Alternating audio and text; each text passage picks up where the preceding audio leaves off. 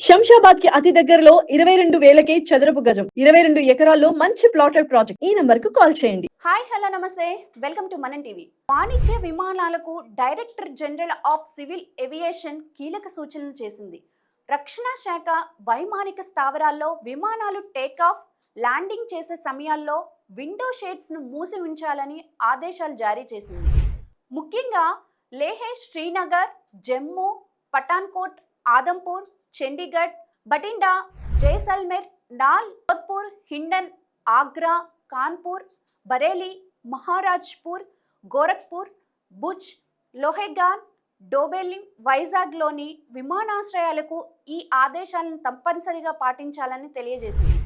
ప్రతి విమానం టేకాఫ్ అయిన తర్వాత 10,000 అడుగులు ఎత్తుకు వెళ్లేంత వరకు విండో మూసే ఉంచాలని, అలాగే ల్యాండింగ్ సమయంలో 10,000 అడుగుల లోపు కిందకు రాగానే విండో మూసివేయాలని పేర్కొంది. ఎమర్జెన్సీ కిటికీల దగ్గర మాత్రం ఈ నిబంధనకు మినహాయింపు ఉంటుందని తెలిపింది డీజీసీఏ. అలాగే వైమానిక స్థావరాల్లో ఫోటోలు, వీడియోలు తీయవద్దని నిబంధన గురించి ప్రయాణికులు తెలియజేయాలని సూచించింది.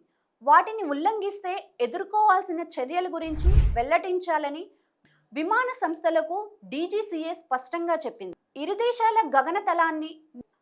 ఇరు దేశాల గగనతలాన్ని నిషేధం విధించుకున్న నేపథ్యంలోనే డీజీసీఏ ఈ ఆదేశాలు జారీ చేసినట్టు తెలుస్తుంది.